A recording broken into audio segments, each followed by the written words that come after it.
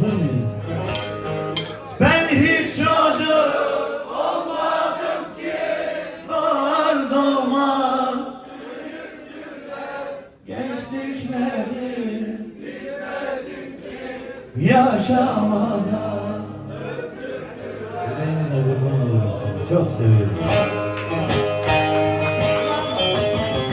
Ben hiç çocuk olmadım ki, doğar doğmaz gençlikleri yaşamadan. Oy oy oy.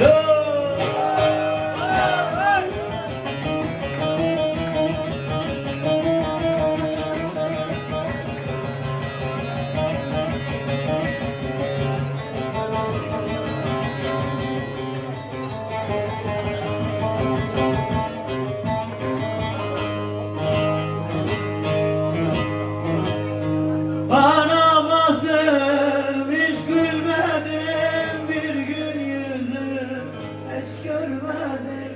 Suçum neydi hiç bilmedim, sonum hep çıkma sokak.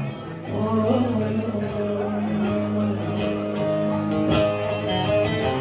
Ben hiç çocuk olmadım ki, doğar doğmaz gençlik nedir bilmedim ki, yaşamadan. Oy oy. Hadi bir daha. Ben hiç çocuk olmadım ki, doğar doğmaz gençlik nedir